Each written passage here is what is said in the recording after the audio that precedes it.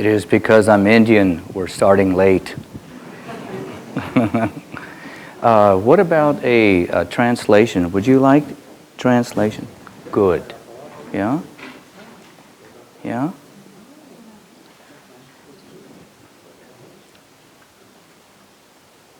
Good? Could you just say say a few words? Few words speaking. I'm talking now, and it's on. We're on. Is it on? Okay. No, it's not on. Let me see here. Speaking. boy, that's wrong. Speaking. Now this one's not. Doesn't seem to be. Oh, there it is. It wasn't turned on. Speaking. There we go. Yeah, try that.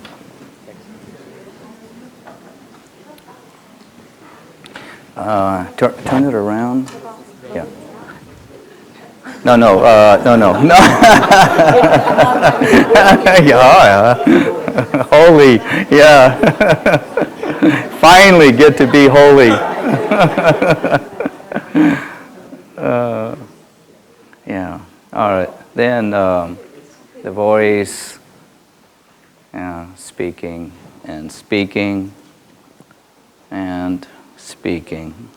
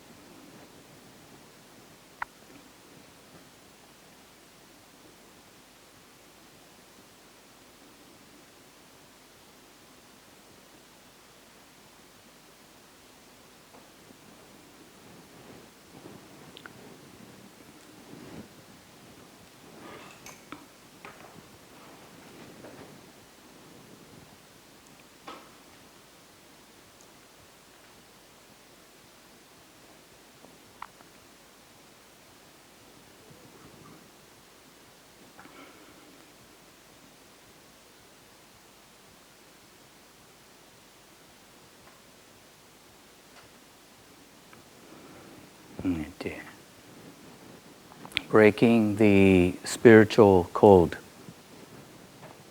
Breaking the spiritual code, whether it is through the language of Swiss German, High German, French, Italian, American Indian, or even Chinese.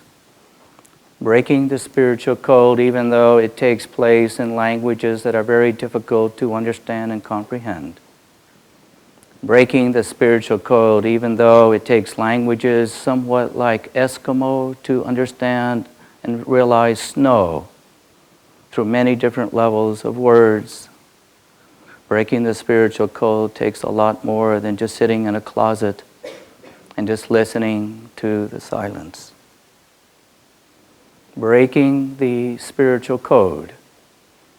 And whether you sit on top of a mountain and just listen to the silence of the high winds and sit on snow all day, and breaking the spiritual code, whether you are sitting in a valley and the fog is thick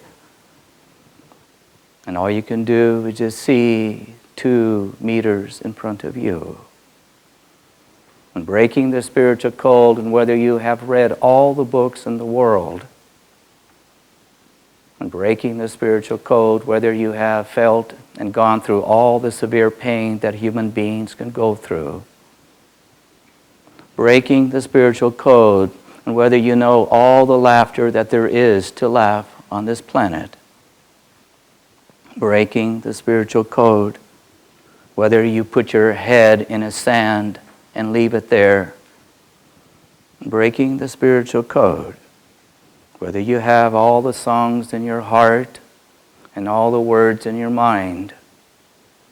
Breaking the spiritual code. For all it takes is your ears and your eyes and your hands, the touch of your fingers, and sometimes not even a tone emanating out of your throat. Breaking the spiritual code is something that somehow it is as obvious as a cloud, that somehow would dissipate right in front of your eyes and turn into many different designs and colors, and sometimes even an animal and sometimes a face too. Breaking the spiritual code does not require to put down numbers of high quantity and numbers of low equations. Breaking the spiritual code, one does not just have to live to be the age of 88. Breaking the spiritual code, one does not have to end up in a hospital or sitting in a tree. Breaking the spiritual code takes the eyes and the ears and the fingertips. Breaking the spiritual code takes a few steps, whether you have shoes or not. Breaking the spiritual code sometimes takes an exhale, and sometimes you have to hold that exhale to the top of its breath a little bit longer, where it would make you feel uncomfortable. Breaking the spiritual code, sometimes we have to sweat and sometimes close one's eyes. And breaking the spiritual code, one wonders if one has to wonder. Breaking the spiritual code, one wonders, is it a cell that has made up the body that I am, of all the billions of cells, to dissect each one by one. Breaking the spiritual code, is it to know all the words in the dictionary and all the pictures in the encyclopedia? And breaking the spiritual code, is it having all the facts available at your fingertips? Breaking the spiritual code, does one have to be at the age of 33 when one's life is prime, where youth is on your left and old age is on your right? And breaking the spiritual code, one wonders if one can find it in one's shoes. And breaking the spiritual code, sometimes we find ourselves in a quest with a compass in our right hand and our sight looking very far ahead, traveling from land to land, from book to book, from boat to boat, from canoe to our own feet. And breaking the spiritual code, one wonders, what is that secret, I wonder. Breaking the spiritual code, does one have to wait? And breaking the spiritual code, does one have to truly ask?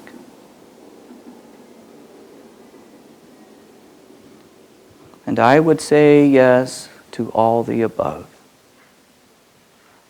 And I would say yes, it is somehow in between work and play.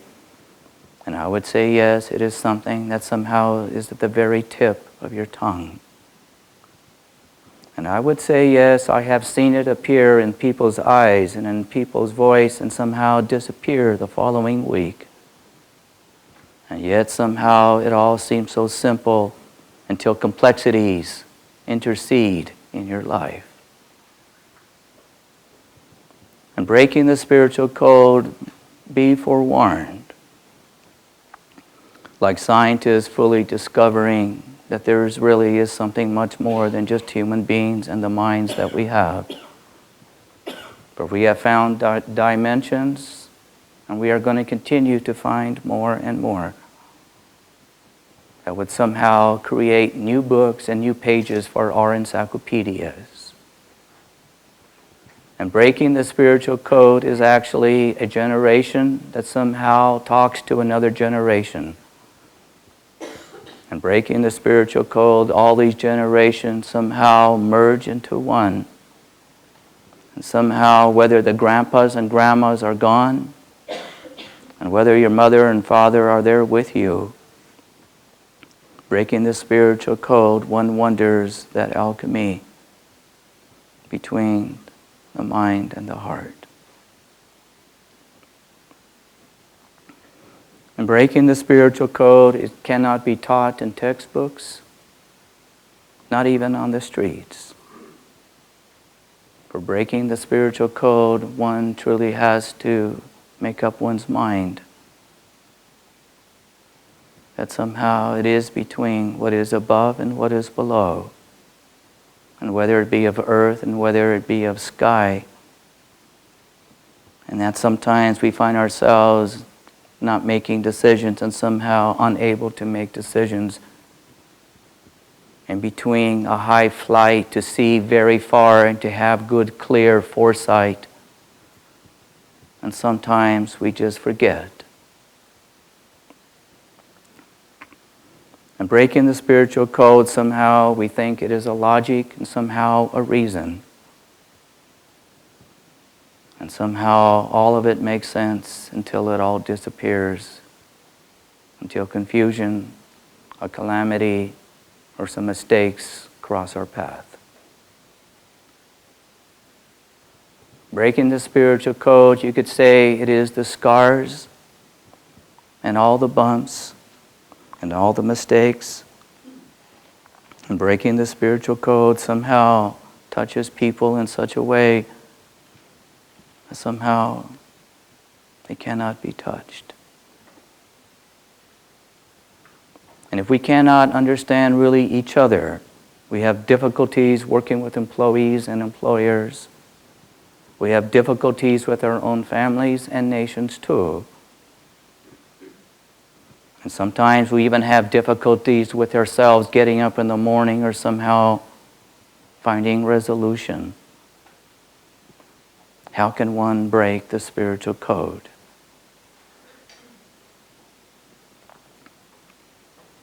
For you see, the code is not above and it's not below.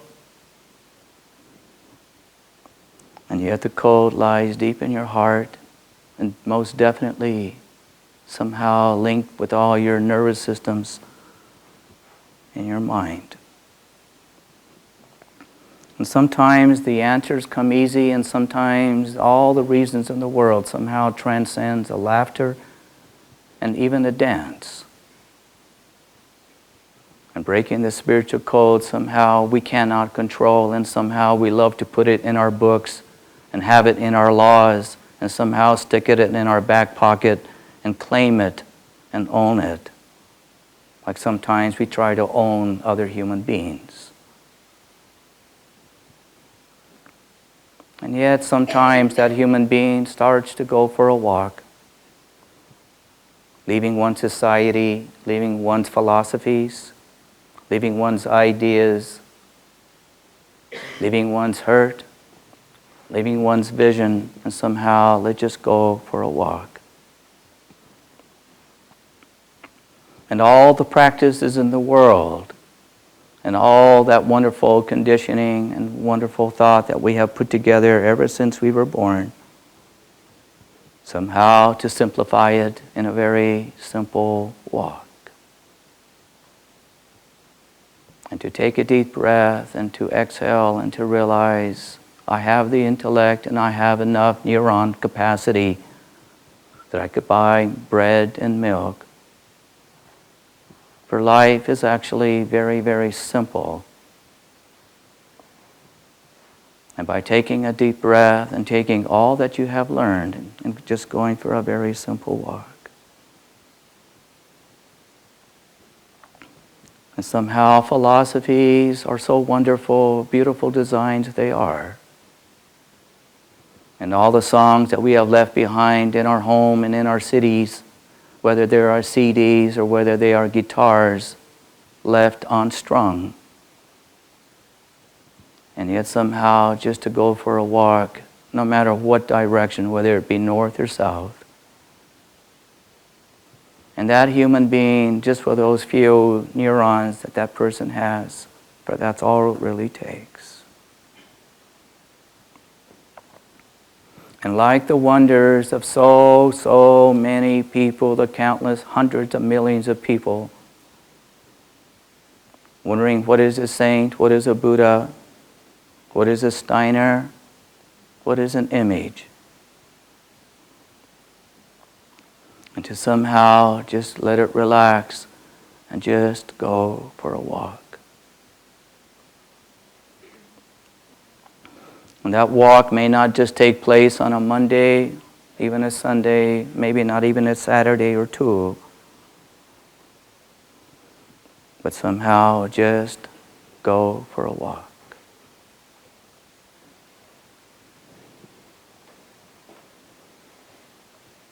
Oh, come on in. It's okay. Yeah.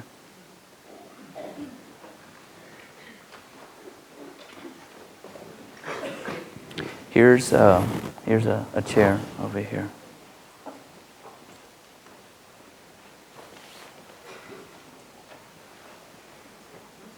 Hello. Hello.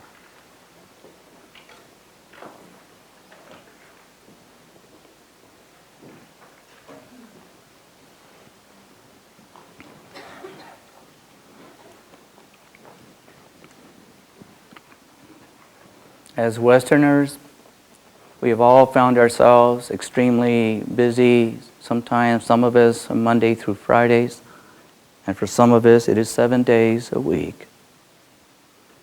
We have found that we could only read so many words in a given day. We have found we could only read so many books in a given year.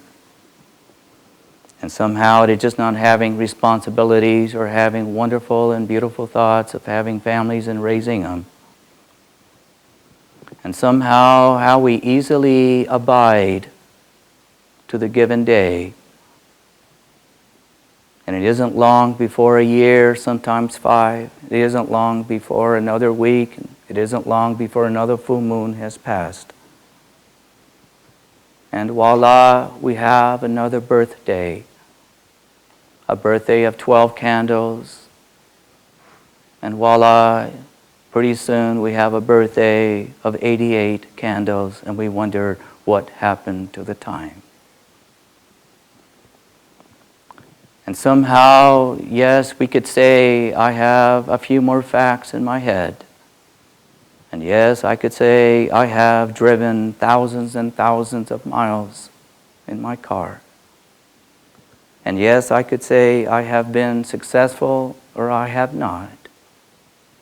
And yes, I could say, I still love my granola in the morning, and that has not changed. And yet one will find, and that because of time itself does not wipe away not just memories, but that actually time itself, we will find ever very much the same the day we were born as the day that we will leave. It is in between that most of us find ourselves in search and in troubling. It is in between that we find ourselves sometimes kicking a bucket and having fun. It is in between that we find ourselves sometimes lost and we wonder why.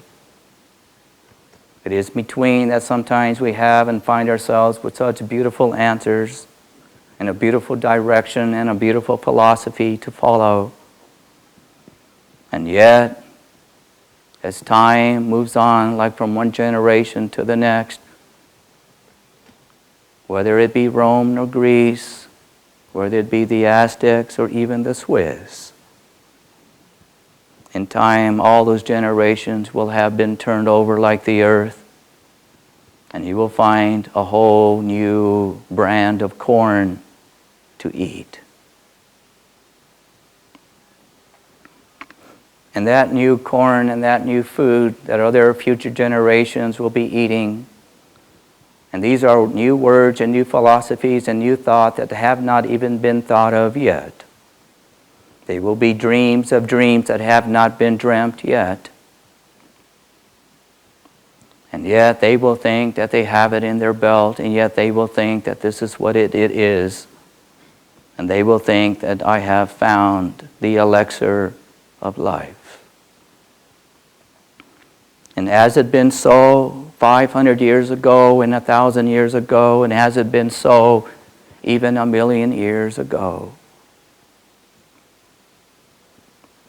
And yet to have just a little intelligence, and yet to have a few more neurons firing, and yet to have many different perspectives and even many different families, and yet to find a world that is shrinking so fast these days. Africa is practically at the doorstep of every nation in this world. And yet somehow we still find ourselves Swiss, and yet somehow we still find ourselves Americans too. And yet, as we just go for a walk, not to claim anything, not to nail anything to the wall, and yet as we just go for a walk, and somehow it is time, and that human being in their heart and in their mind, they start to speak a little bit differently, not to another face, not to another friend, and somehow not even to yourself. And like children, they all had invisible friends at one time. And like sometimes each of us, when we find ourselves so much alone, seeking for a friend to call, or waiting for that letter to arrive, or just waiting for some sign to give me that I am known. And yet sometimes we all know what that is like. Where all of a sudden, like the time and all clocks, they start to slow down so fast. And pretty soon, that minute becomes an hour, and that second becomes a minute. And we wonder, what is happening to me as we are going for a walk? And sometimes we find ourselves hitting a crossroad, a little crossroad, not so big.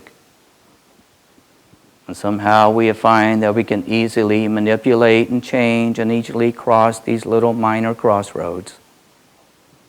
These little problems that we all had, that we all seem to dance quite easily and get used to it. And every now and then on our walk we find ourselves in a major crossroad that somehow catches our attention. And yet somehow this crossroad somehow puts one into a predicament, into a dilemma. And this dilemma and this predicament is something that one has absolutely No steering wheel, no gear shift, not even an arrow or a point, not even a sign, and not even a compass to tell us who and what is activating and moving this major crossroad that I am in my particular time of life. And so the human being continues to walk from one generation to the next. For the Marys, they turn in to the Debbies, and the Debbies, they turn into the Gertrudes. And the Ralph turns in to the Andrews, and the Andrews turns in to the Malas. And from one generation to next, we find ourselves exchanging the baton, exchanging ideas, and sometimes every 50, every 100 years or so, there's a little revolution of thought. And yet that person in that major crossroad in their life, and one wonders, I have pretty much all the words that I've learned in the dictionary. I've heard just about everything there is to say, and why am I still so sad? Why? I really thought it was words. I really thought it was knowledge. And why is a nation so sad?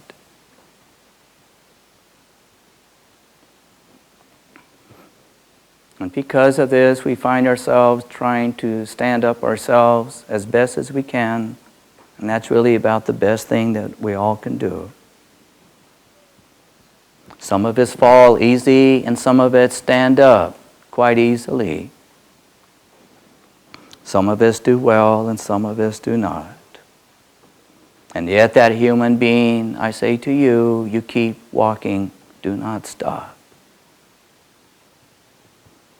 And when that major crossroad crosses your life, and you find yourself that maybe it is the stars that are controlling the situation, maybe it's just emptiness, maybe it's a Buddha, and maybe it's just your great-grandma, or maybe it is actually nothing, it is just circumstances that somehow seems to be guiding you and everything about you. And yet all human beings, they have the capacity to either negate a creator or to create a creator.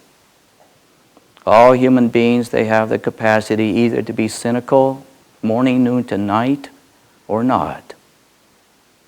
All human beings have the capacity to listen to exactly what they want to hear and nothing else. All human beings have the capacity to shut down, completely go away, and keep your eyes open still. And yet all human beings, they have the capacity, while they're on their walk, while they're in a major crossroad, not knowing what is happening, and yet somehow knowing, and yet somehow feeling there's something deep inside that somehow that is not Swiss nor Indian, that is somehow not taught in any books.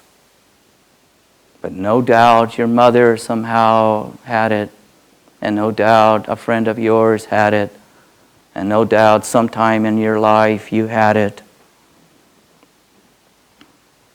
A humbleness profound,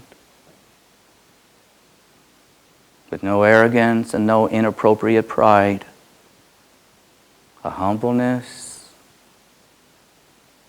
that is not concerned who is looking at you, or who is laughing at you, or who is speaking ill about you. A humbleness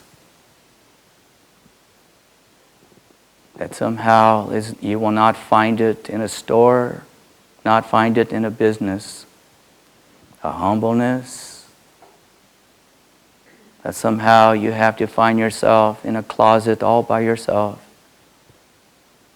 a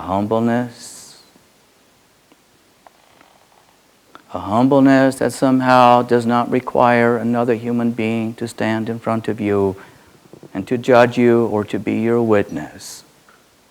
A humbleness, it is actually just between you and an emptiness or a space, a piece of land that no other human being's eyes to see or to observe. A humbleness, no concern what is behind you or what is to your left or what is to your right. A humbleness where it is so profound you can easily feel the weight of your head. For everybody's head is actually very, very heavy. A humbleness that you know it's easy to be bright, it's easy to be sharp, it's easy to be intellectual when you are healthy, but wait until you are ill, greatly ill, then watch. A humbleness that somehow you can stand and hear the train crossing the tracks. A humbleness that somehow takes much more than just nature. A humbleness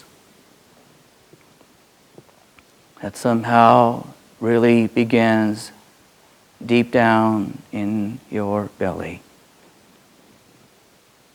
A humbleness that is sometimes even read and even sometimes remembered in a little story.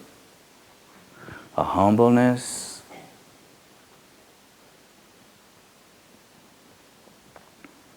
that one will find the weight slowly, slowly bringing down your head.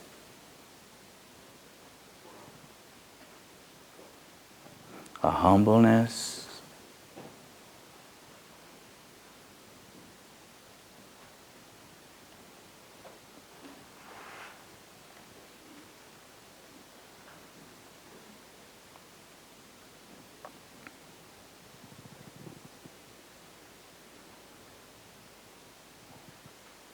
and so the student of life, very quietly, and so the student of life, very, very quietly, bows down their head to ignorance, to intelligence, to laughter, bows down their head to all the books, to all the words. The student of life bows down to all the pain and all the joy. The student of life bows down to all the criticism and all the doubt. The student of life bows down to all the war and all the peace. The student of life bows down to the silence and to the great blast. The student of life bows down to all the little whispers. The student of life bows down to all the sunsets and sunrises. The student of life bows down to all the pictures that those eyes have seen. The student of life bows down to all that has not been seen. The student of life bows down to all the kisses that have one kissed. And the student of life bows down to all the words that you have missed. The student of life bows down to all the days that you cannot remember. The student of life bows down to all those days that you thought you were so smart.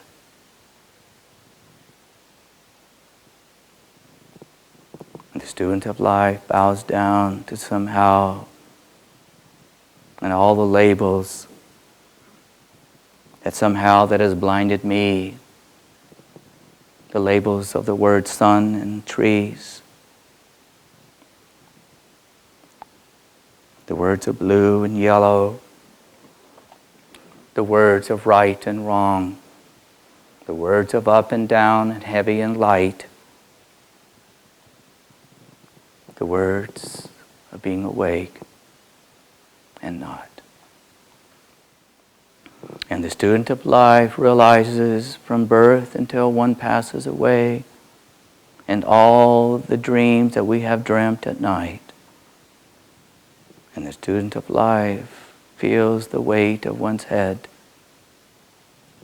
and somehow surrendering oneself to it.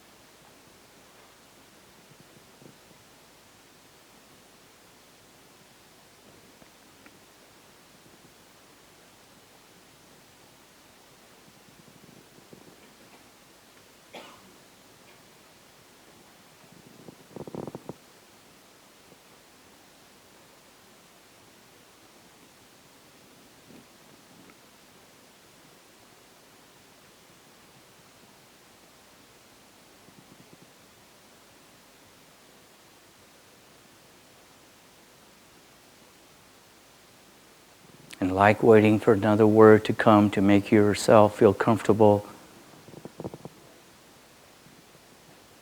the student of life understands the paradox. Finally, I understand the paradox. For how many years have I waited? How many times have I waited in line, waited for you, waited for the answer, waited for the sun? How many times have I waited to hear that word? How many times have I waited for the light to turn green? How many times have I waited to get myself into the toilet? How many times have I waited for that alarm clock to go off? How many times have I waited? The student of life finally understands the paradox of it all. It is somehow between the action and the non-action. It is somehow between the keeping the eyes open and yet closed. It is somehow in between the laughter and the tears. I understand you now, paradox. I understand your scheme. I understand your web. I understand the sequences of events from second to second, from minute to minute, from generation to generation. And I understand the inhale and the exhale. And now I understand the first breath and the last. And the student of life no longer waits. And the student of life realizes it's not another step. The student of life takes a deep breath and takes a deep sigh. And yet somehow now all the cells in the body, and yet somehow the bones that they are can be felt. And finally that voice, and finally that internal voice It does not speak Swiss German. It does not even speak Italian. It does not even speak so the ears can actually hear. But somehow is a voice that we all know does not belong to this generation nor the next. It did not originate in the last generation or even 10 generations in the past. And somehow we all know. And the student of life starts to feel the weight of one's head. And somehow it is the humbleness to it all the newspapers, to all the radios, to all the little sounds and the big sounds. And somehow the student of life knows it really belongs to all the shoes, to all the hairbrushes, and somehow to all the experiences and all the experiences that have not yet been experienced. And somehow what was in the sky is finally in one's head. What is internal is external. What is external is internal. For the student of life has taken the microcosm and has literally encompassed the macrocosm. And now what is the macrocosm has been ingested and now internalized in one's microscopic world. One and the same. For as it is for the young and the old, for as it is even for good answer and even for better answers.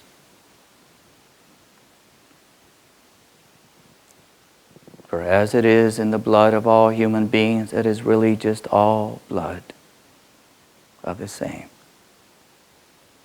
And so the student of life finally understands the paradox of it all.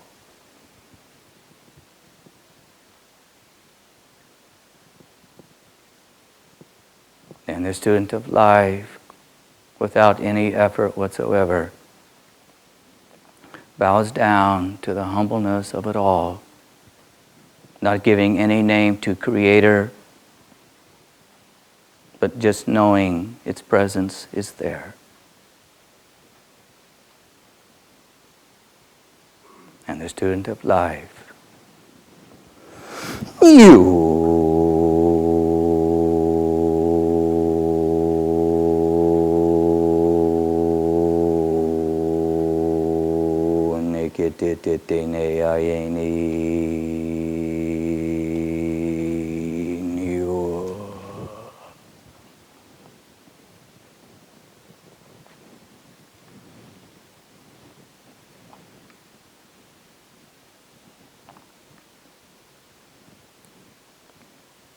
and the student of life knows that what is really sacred,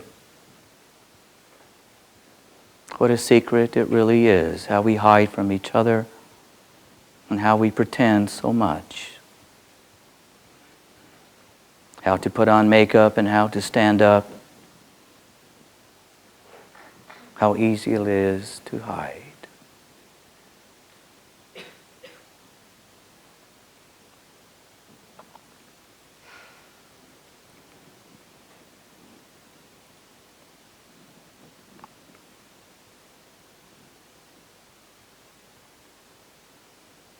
And I know very well it's very difficult to really talk to another human being.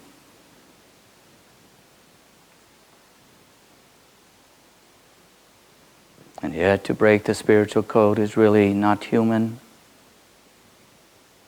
It is a nature of a language that belongs to one's heart and one's mind. You do not have to be a nun or a priest. You do not have to even sing a prayer or even chant one.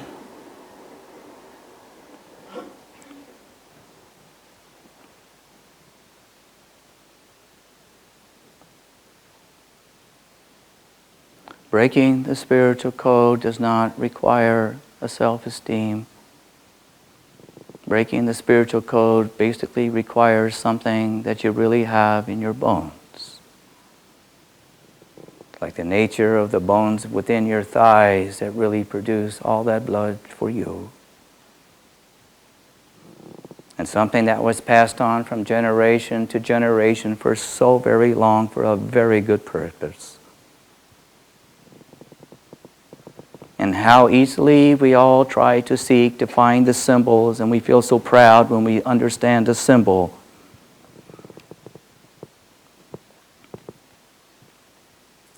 And that next millennium will completely upside down all your symbols and thoughts.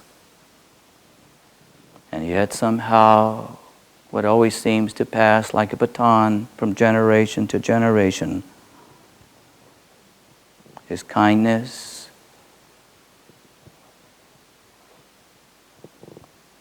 and a little bit of patience,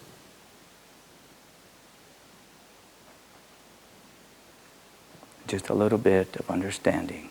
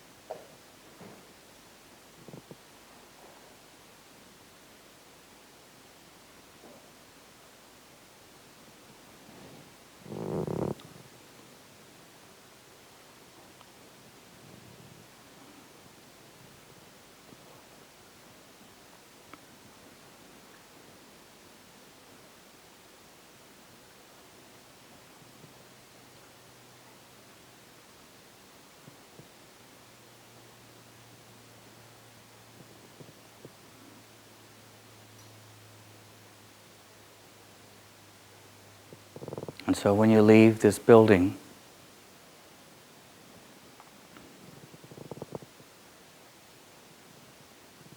you're walking into another direction. And always wake up to yourself in your walk.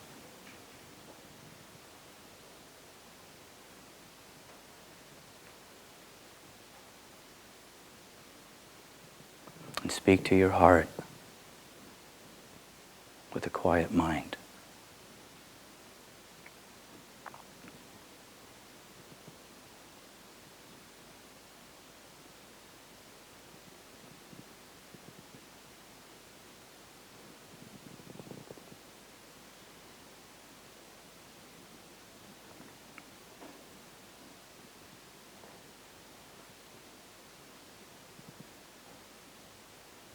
And the student of life finally says, I understand you, paradox. It is not left and it's not right, it's not blue and it's not yellow. It is just not orange like these walls, but there's a white in it. It is just not white, it's orange. It is just not blue, it's red. And it's just not red, it's pink.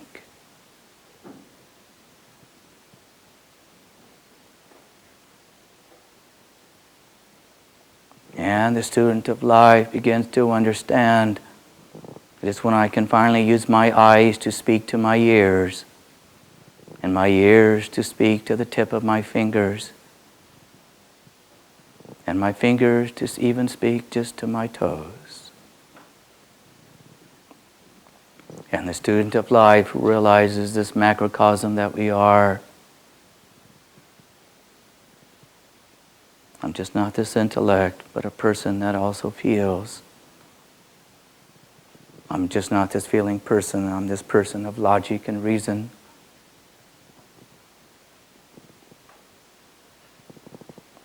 And somehow the student of life begins to feel the weight of one's head.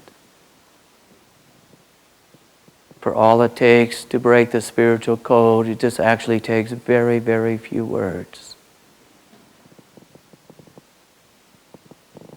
But like jumping out into an abyss that is not human, the student of life bows down.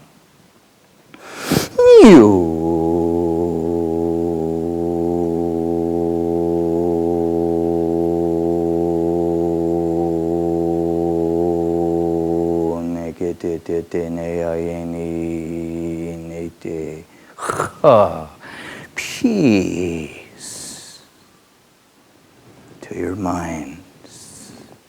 Peace to your hearts. Peace to your lives.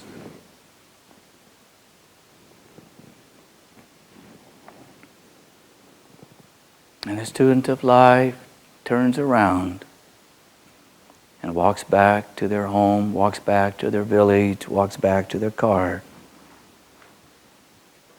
For the witness was the sky, the witness was the air, the witness was the land, the witness was the mountains, the witness were the springs and the rivers, the witness were the insects and the birds. And the student of life knows that is the witness, yes.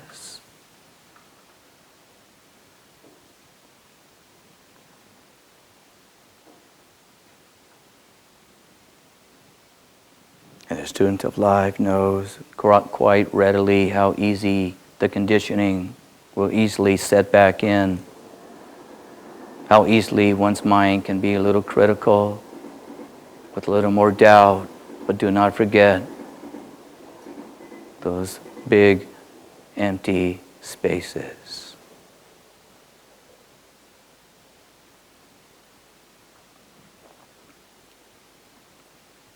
This village is your village, this town is your town, but this earth is also your earth too. Your springs may run through your property, but the ocean is actually your property too. You may have beautiful and wonderful sunsets here, but the whole earth is a sunset too.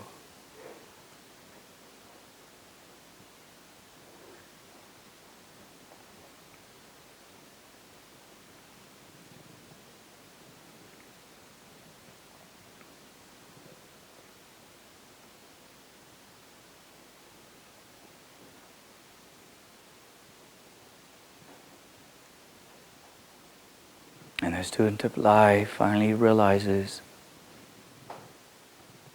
after so many years of going out there into that big space and realizing that it is the sky that is my witness, and then one night, lying on one's pillow, and somehow, what a day it was, and feeling the tiredness in the back of your back, and somehow, in this special evening before one falls asleep, quite easily, all the questions seem to be relaxed. And somehow, there's no grasping for another answer or even for another question. And the student of life knows very well that those eyelids are going to be very heavy pretty soon. And like all children when they're young, they never want to close their eyes. They want to see as much light as they can on this planet. And you find yourself somehow with that same spark on that one night. And you want to keep those eyes open no matter how much weight are on those eyelids of yours. And it's very much like being under the big sky. You realize the witness is there too, and the witness has been there all along in your bedroom. Watching you wake up and watching you close your eyes. Watching you dream and watching you think. watching you laugh in your dreams and also with your nightmares too.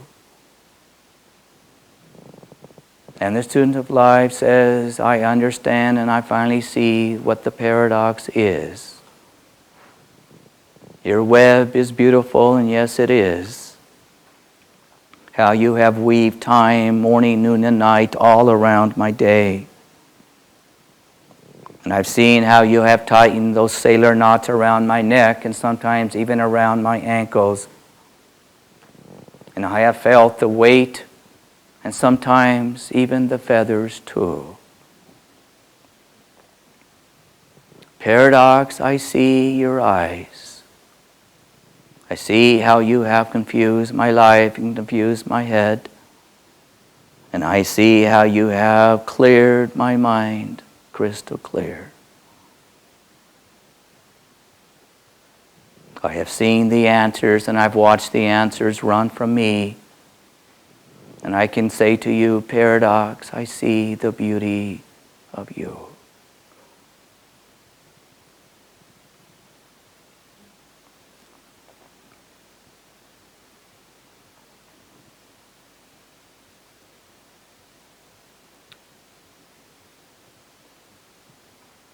And the student of life, this time, no concern for the weight of one's eyelids. For the student of life finally sees the paradox of the waking state and even the dream state. And lets the weight of gravity do its thing. And finally, the student of life says to the gravity, I thank you so for keeping me on this earth. And I thank you so for keeping my body lying down, but you cannot hold me down in my dreams. And you cannot hold me down when I leave this earth. So the student of life understands what the flying is all about and what wings are for. Not just for clever answers or for clever colors. Not just for getting from one location to the next. For all thoughts are wings too. And then the student of life slowly, slowly surrenders to sleep.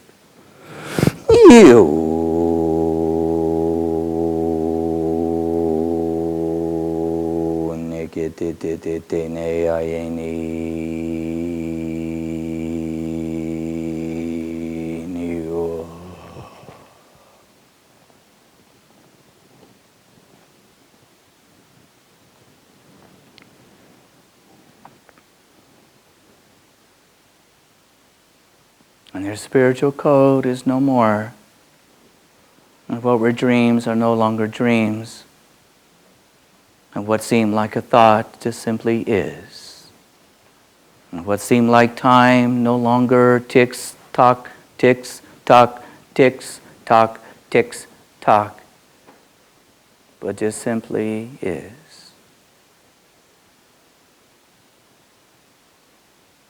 The day cannot be blinding anymore, even though it puts an umbrella into our sky so we cannot see the stars.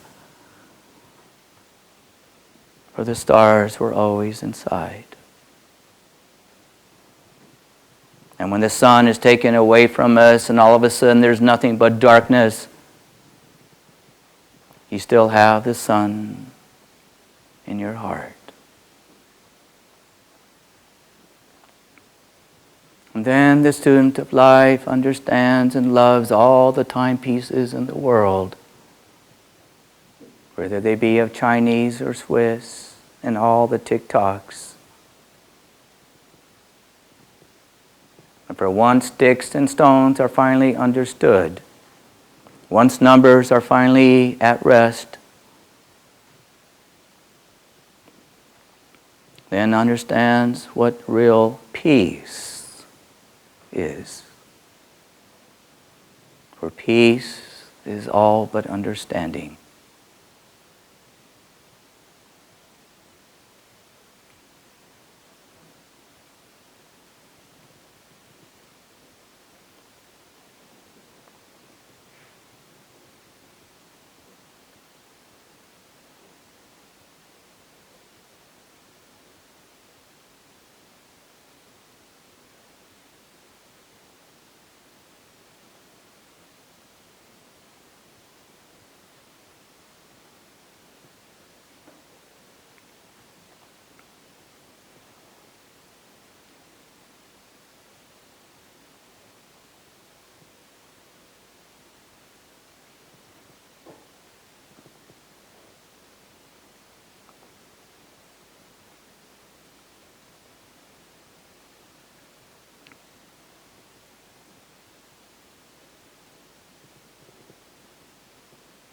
The student of life, no hurry to fill the gaps of silence anymore.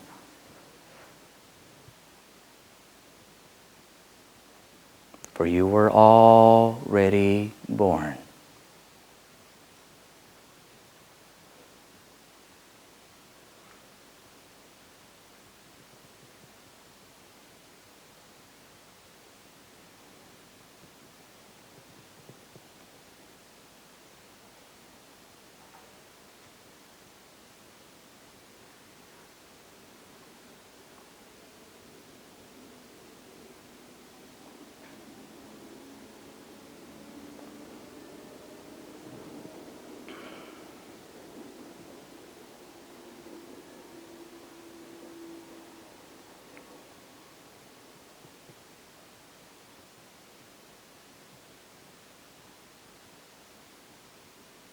And the student of life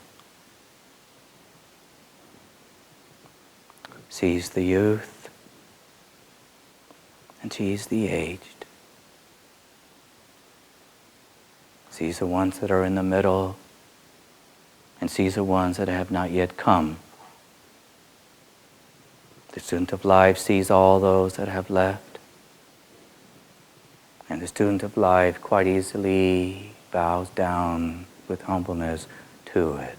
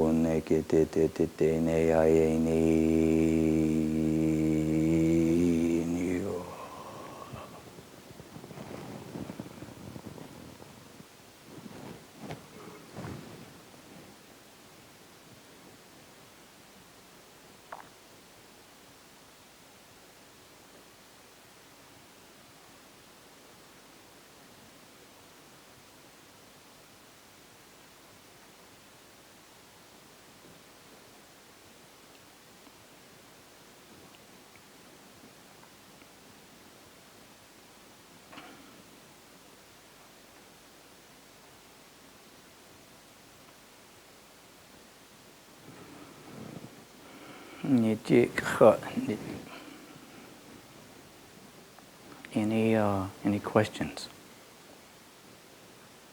Coming to Switzerland into a little village, I'll be happy to hear your mind, and your questions.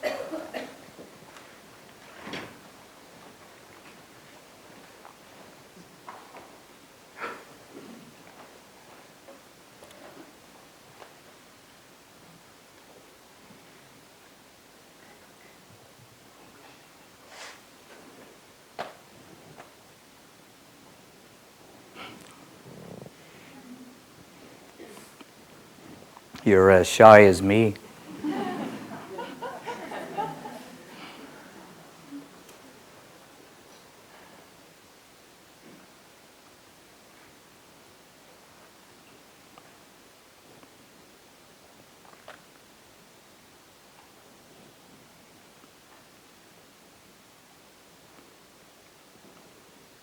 You know, it is,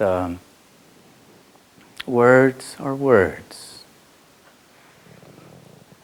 But what matters is where the words are coming from within you. That's what matters.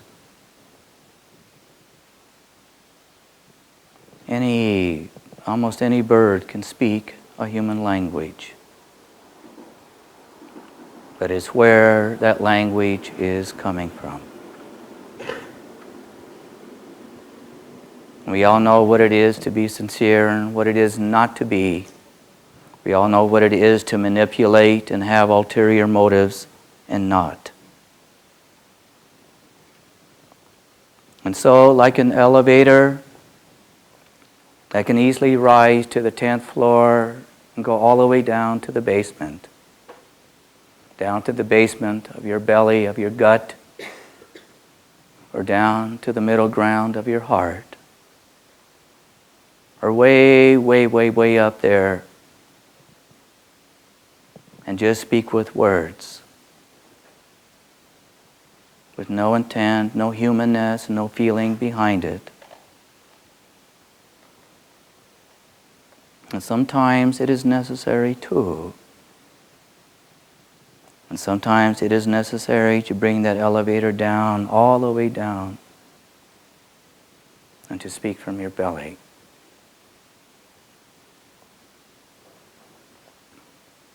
But I say to you, students of life,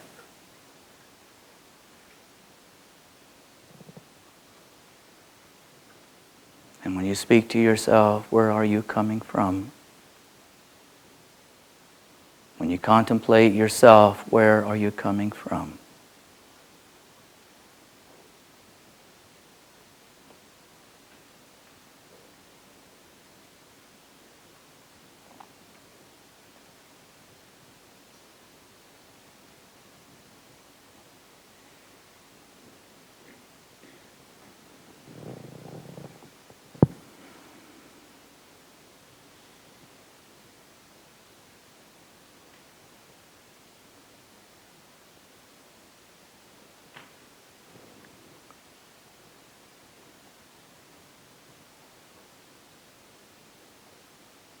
It's very warm in here. Can you open this up? Can you open up these blinds and the door, please?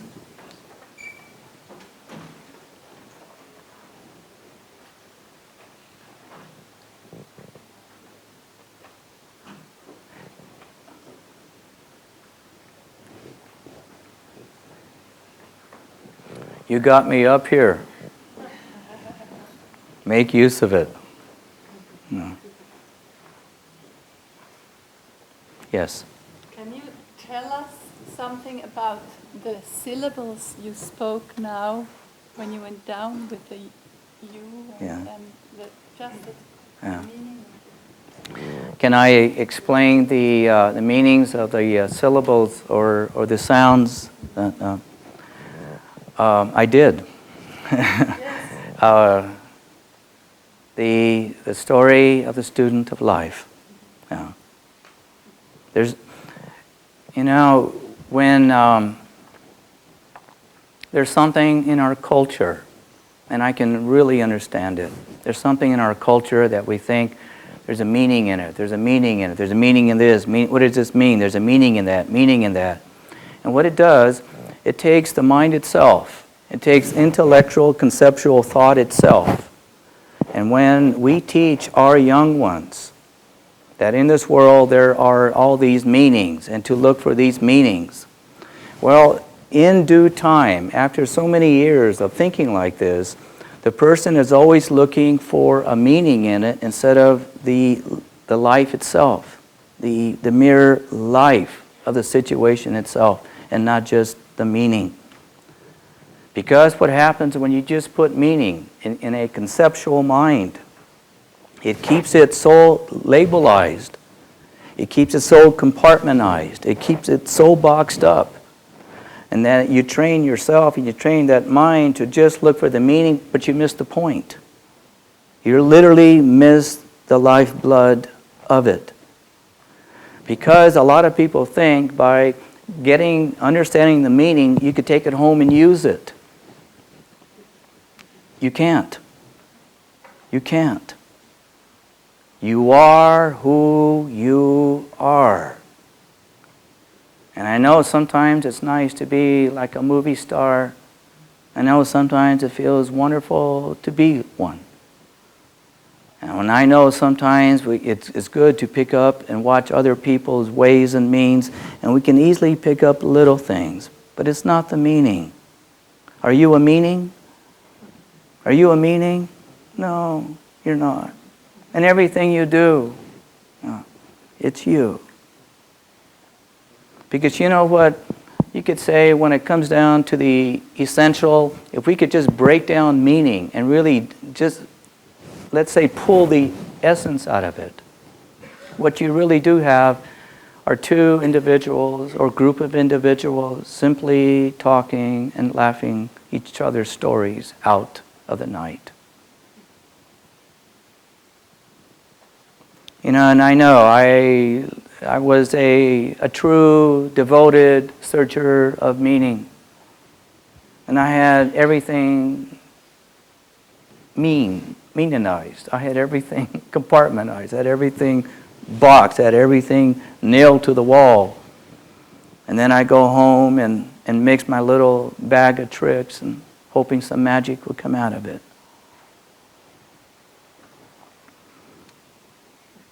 Yeah.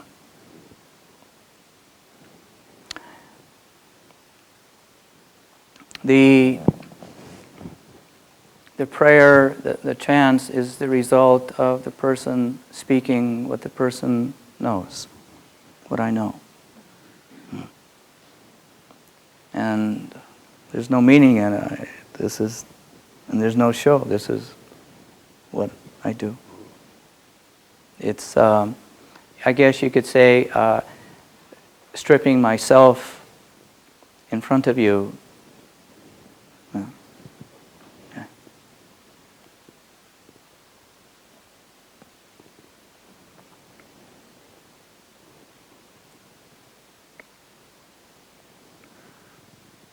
And I understand. And sometimes there's a place and there's a time to understand a meaning of life and to have very, very good answers. We need beautiful answers and we need good science. And sometimes a meaning could lead us to, let's say, be of that life and not just separate ourselves with a wall, like a Berlin Wall. And we can easily do that with our own selves. We create our own Berlin Walls so readily without even knowing it. And we're all masters of cement and stone. And we're all even very clever to put paper instead of stone, and yet the stone is behind it.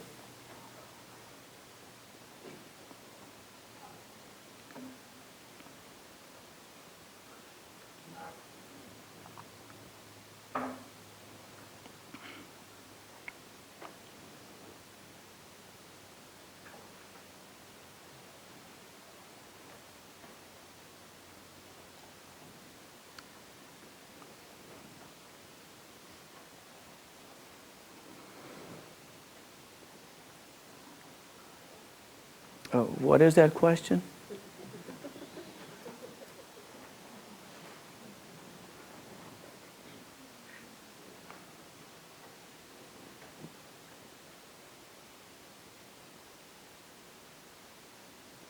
Yes. Could I speak about free will? Yes. Free will. There have been very, very, very few human beings in any given century, in any given millennium, that have actually utilized their free will. Very few. Very few.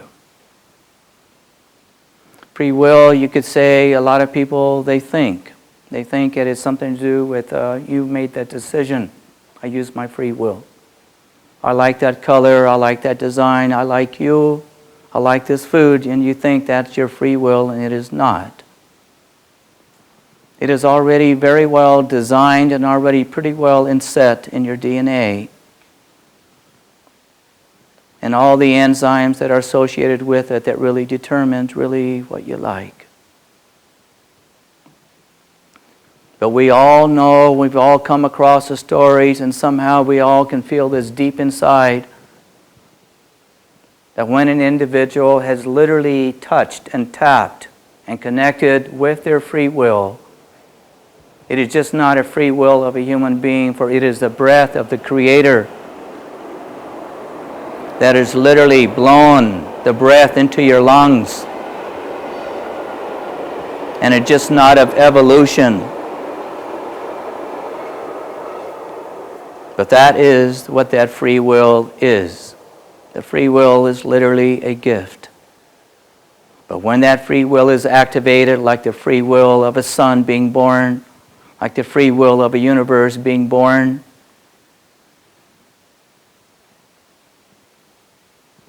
that act, that mere act, because that has direct ties to the Creator itself, will literally change your destiny, literally change you for the rest of your life.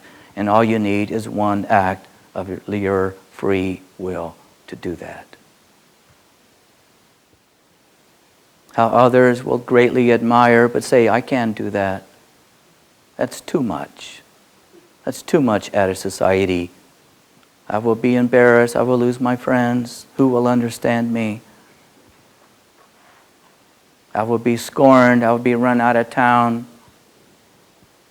To do that, what a price to pay.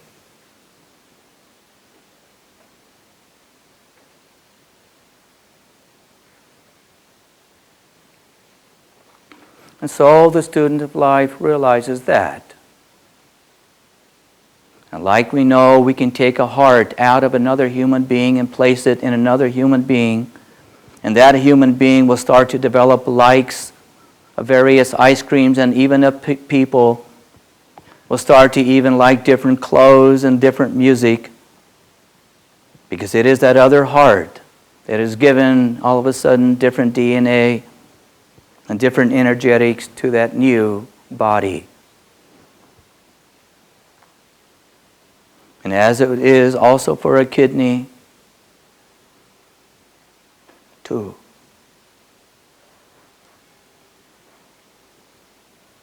And listen to this also. Even a passionate kiss, a passionate touch, even a passionate love can start to change one's likes and dislikes too, quite easily. And it is only in the act of a very, let's say, sincere love that starts to touch the elements of that free will. But once we become too headstrong, we don't need that free will, do we? We got it all down, got it all packed, got our lives somewhat under control.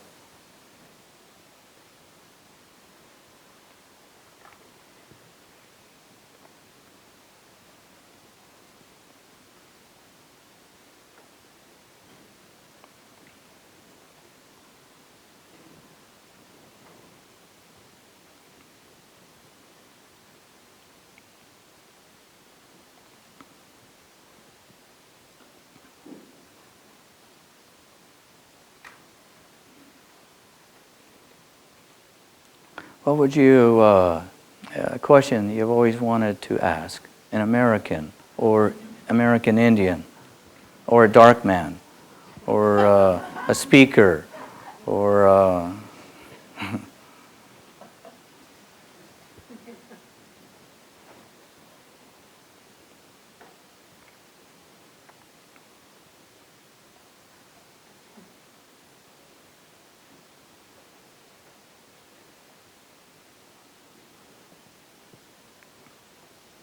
what about a question concerning your eyes?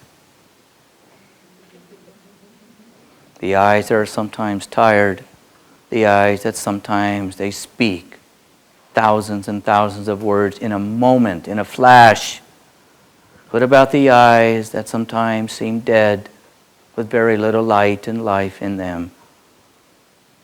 What about the eyes that can throw sharp stones and even spears and bullets? And what about the eyes that can kiss 3 meters away?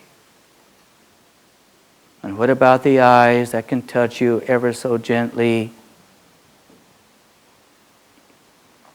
And what about the eyes that speak a multitude of languages and yet need no translation? And what about the eyes that can give you a little blink, a little wink? And what about the eyes that can give you just a little reflection of light, not coming from these sources, but coming from the light from within you? What about those eyes of yours? And what a good question it is. And what about the eyes that can go blank, having no answer ready for you? And what about the eyes that can tear and have sorrow? And what about the eyes that can feel even sorry for themselves? And what about the eyes that have turned to stone and cold? And what about the eyes that have fire, not of a forest fire, but of a little campfire? And what about the eyes that are more quiet than the space above? And what about the eyes that are as dark as any cave below?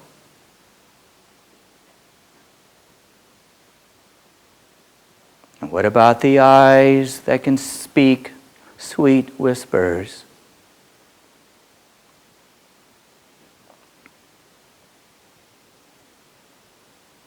And what about those eyes that you have to close at night? And what about those eyes that have walked tens and thousands of kilometers? And what about those eyes that have seen pain?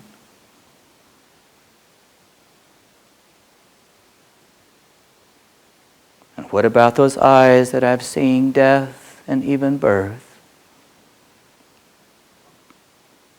And what about those eyes that can laugh so easily?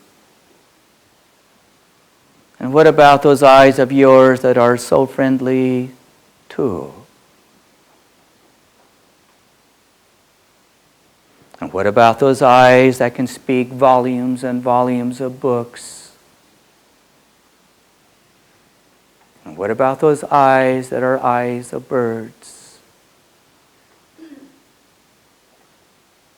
And what about those eyes of yours, those eyes of innocence?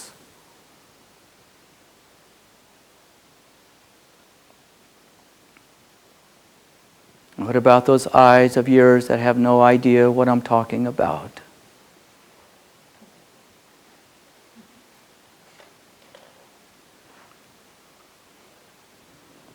As the student of life can see so many different eyes.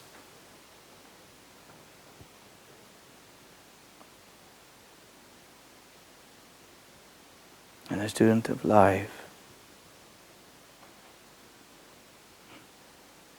bows down to it all.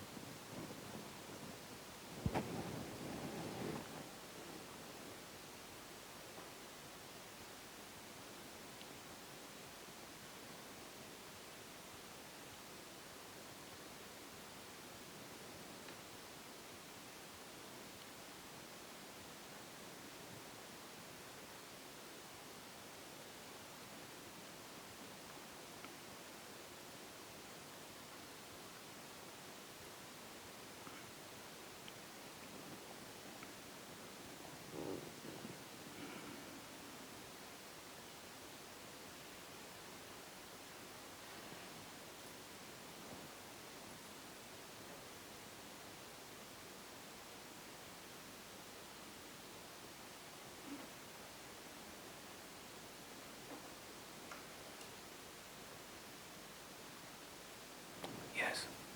I have a question. Must you not be sad and angry about the disappearance of the people, of the Asian? Am I sad and angry about the disappearance of my people in America? You know, I love history. I love history, and I do a lot of reading, and I constantly continue to read about history. And when one reads enough history, and not just in the history of the 16th century or the 18th century or the history of the 21st century or the 8th century or even 6 BC or even 200 BC. One will realize there is calamity and sorrow and mistrust and unfairness in all centuries. And one will see that there is an exchange of, let's say, hurt and pain, And somehow it seems like a bullet that ricochets from one land to the next, from one culture to the next. One is fair, one is not. One seems to be more fair than others, and one is not. And yet somehow one looks at it a little bit differently. And I can say, eventually, if you think about it, a population explosion on this planet was going to take place. It was inevitable. It's a matter of the Indians actually saying, who would you want to take over our land? Because there is going to be another culture that is bound to, due to time, space, and population. Would you want the Africans, the Chinese, the Japanese, the Russians, the Portuguese, or the Europeans? One of them was going to do it. I'm glad it was the Europeans. Very glad. Very glad. And it had to do with the understanding of what is the root of cruelty and the amount of meanness in those particular times of all these various cultures. All cultures are mean and have a cruelness too, all of them, including the American Indians. And it's understanding this time and space. And I can say I'm glad it was the Europeans. And when it came to cruelty, my people were as cruel and even more cruel than lots of other nations at that time. And this planet, this does not belong just to the Indians, it does not belong to the Jews, it does not belong to the Palestinians, it does not belong to the Swiss. And it's a matter of time, because if the world kept the situation so isolated way back then, and business had not come in, there would be much more war today. But it is the placement of business that have literally replaced the bullets and the spears. It is the beauty of a pen. It is the beauty of a pencil. It is the beauty of a brush. It is the beauty of a handy. It is the beauty of a cell phone. It is the beauty of television. It is the beauty of newspapers and magazines and periodicals. It is the beauty of individuals coming from every nation that would slowly tighten the knot to bring these nations together and reduce the amount of missiles and arrows on this planet. There are over 60 wars on this planet today.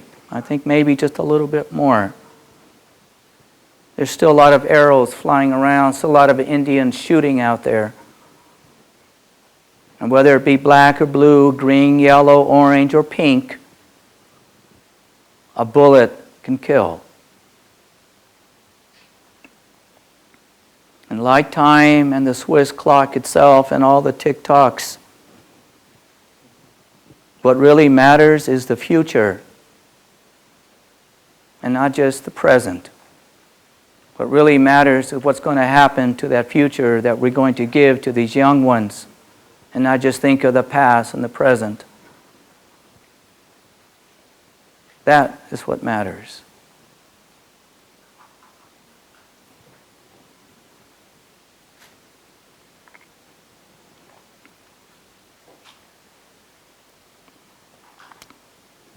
You see, they are going to have to breathe this air too and live in this land.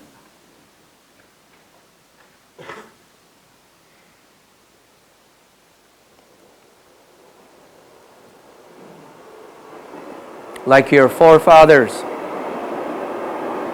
and your grandmothers, your great-grandmothers, they thought of you, that you'd have more peace, better school teachers, better roads, better shelter, better heat. Think likewise.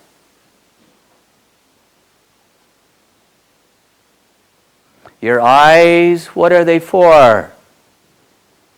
And sometimes we become an archaeologist and we start to get a little hammer and a shovel sometimes and little brushes and start to look into the past and dig deep down into the earth. And we find our bones, old bones, big bones, yellow bones, white bones, and fossil bones. And what are your eyes for? And just look what kids naturally tell you, and look what certain people will naturally guide you to. It is the future. It is to look ahead and make it better, dream better, hope better.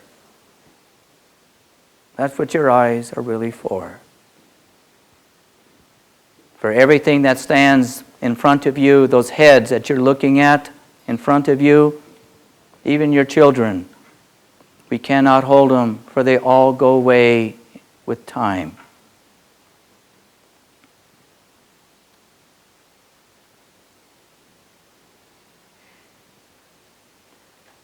Yes.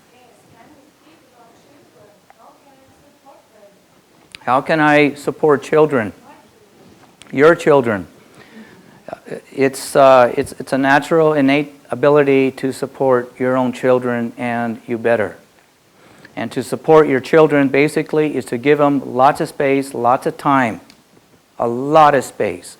Children, their job is to go out and test the boundaries, push the boundaries, disturb the boundaries.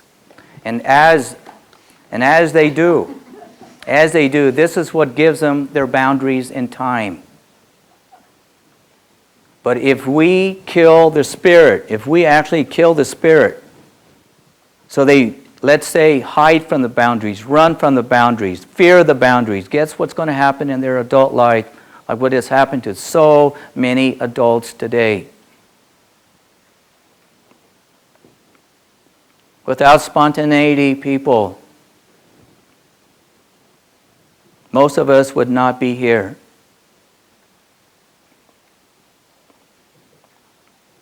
And it is literally that one fateful night, that young man and that young woman making love. And whether you were born and conceived in lust or love, you have found yourself on a planet that is literally headed nowhere in this universe. There's no north, no south, no east, and no west.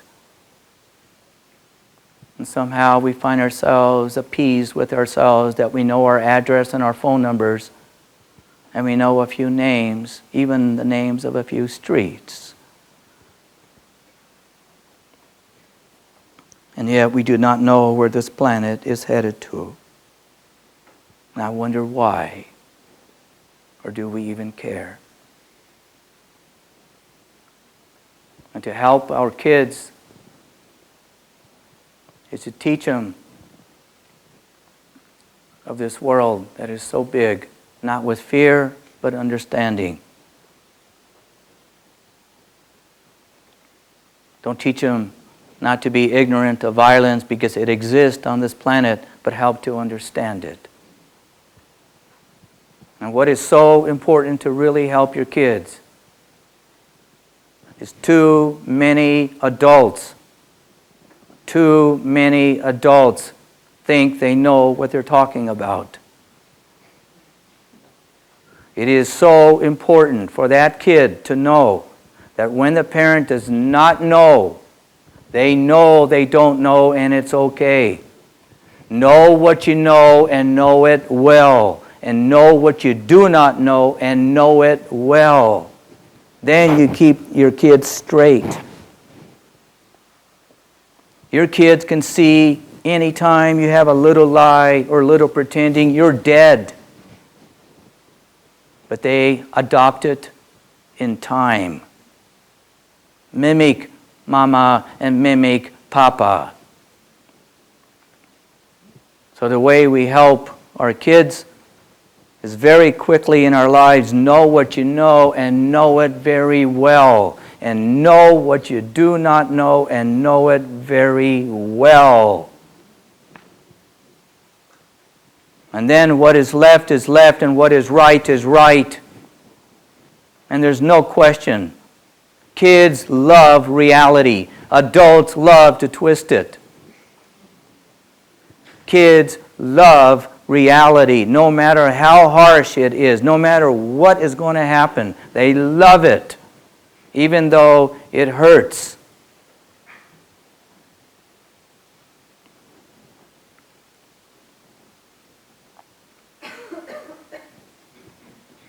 How can the children be helped who have lived through cruel reality, like the children in Kosovo, for example, that have seen their parents being killed and so on?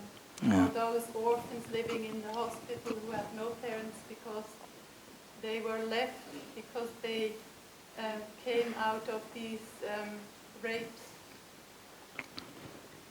It's not an easy answer to talk about.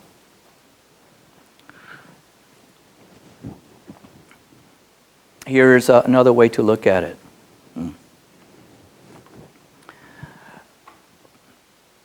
I have friends that were born in the Bronx of New York.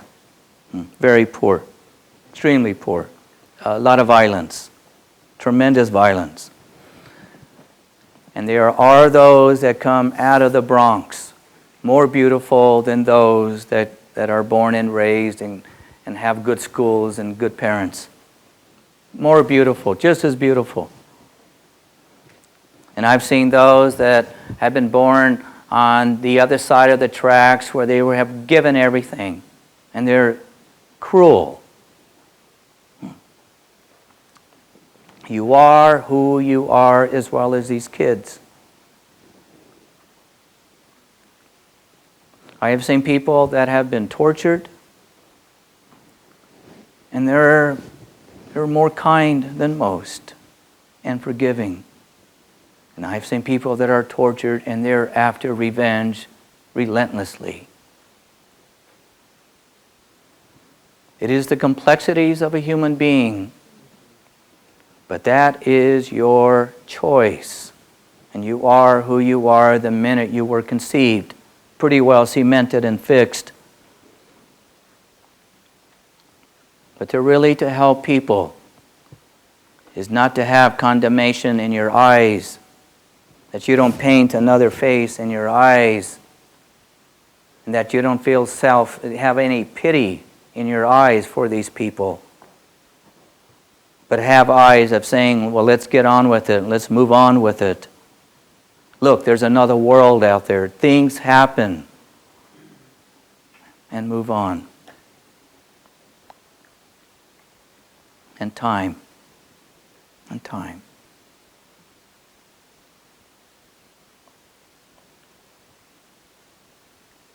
Time. And the student of life will always say, some days are dark and some days are light. Some days I understood and some days I didn't. But don't stop walking.